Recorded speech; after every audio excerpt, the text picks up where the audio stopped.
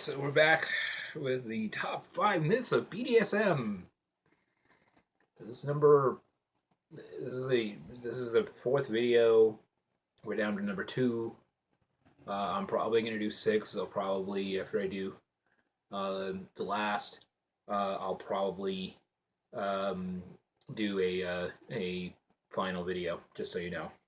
But we are only about halfway through, and we're at number 2. So the last 2 are going to be big. So I might have to break those up. So there might actually be 6 videos, or 7, or 8, or 10. Who knows? The second greatest myth of BDSM is that BDSM is sane.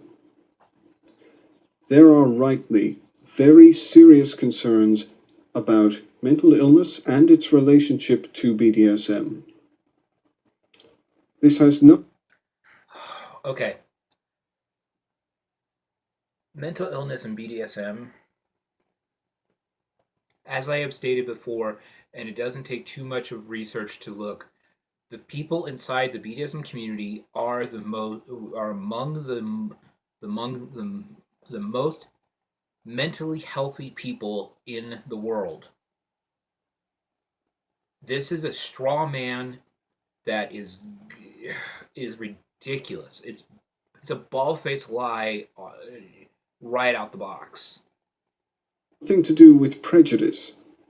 There are very clear and logically sound reasons why practicing BDSM can sometimes be considered symptomatic of mental illness.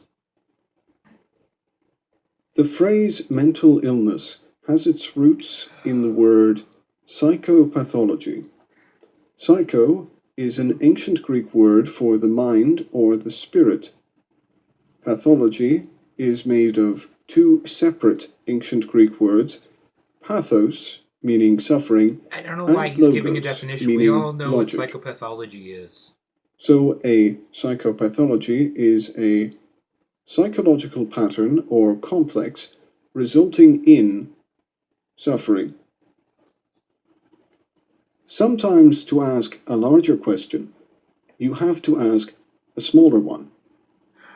So our question today is, are sadism and masochism patterns of behavior that result in suffering? I define sadism as purposefully causing suffering to another person or animal for... Whoa. There's a difference between consensual and non-consensual sadism. What I do is consensual sadism, meaning when I play with somebody that causes someone pain, they want me to do it. When somebody does it to someone who doesn't want them to do it, that is non-consensual and therefore is against the law. What I am doing is perfectly legal. What someone who doesn't get consent is doing something that is illegal. Notice, no splitting of the definition here. For its own sake. And by the way, what I do is not causing suffering. I give somebody what they want. I do things because other people want me to do it. Suffering is a completely different thing than what we do in BDSM. Define masochism as purposefully pursuing one's own suffering for one's own sake. I can conclude that not only do both sadism and masochism qualify as mental illnesses, no, they don't, but that they are also always exclusively motivated by and resulting in suffering. No. No. No. BDSM, being a sadist or a masochist in a consensual relationship, is not a mental illness at all, in any way, shape, or form. Okay? no psychologist who studied the issue, who is worth their salt, would say that what we do is mentally is anywhere near mentally wrong. This guy is just pulling shit out of his ass. Meaning that they will always be mental illnesses. They're not. However, there is another way someone could find out if they have a mental illness or not. The way many people find out is by going to their local doctor. Doctors often treat people who self-harm. Okay.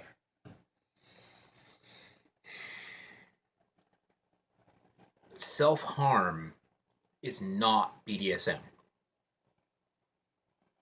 Self-harm is something that is a mental illness. What we do is not self-harm. Okay? If you look up the definitions of self-harm versus what we do, they are very different things. What we do, again, we are trained, we talk, we negotiate, we get consent, we put in safety protocols. None of that is anything he's brought up here. Non-sexual self-harm is just as personal and consensual as masochism. No, it's not. Both non-sexual self-harm and masochism can be categorized as parasuicidal behavior.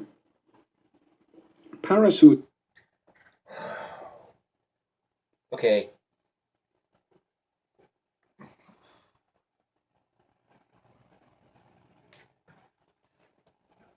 This is frustrating because this guy is talking out of his ass. Again, any psychologist who has actually studied BDSM will tell you that we are mentally healthier than the general population, both dominants and submissives. Why? It's very simple. We're honest to who we are and what we are. Okay? I don't know anybody inside of my community that is suicidal being what we are. Okay? When you go to a BDSM party or a BDSM event, these are some of the happiest people you will ever meet. He's acting as if we're just these, sad, depressed people who just need to beat someone or need to be beaten. Not true at all. Not true at all. Suicidal behavior includes actions that endanger oneself without the person having an intention to die. Like extreme sports. When you do extreme sports, you put yourself in mortal danger. When you're riding a motorcycle at 70 miles an hour through the desert, jumping over things, you are putting your life at risk with no potential, without the intent to kill yourself. But yet, he's not against that. Masochism is the equivalent of self-harm in everything but name. Again,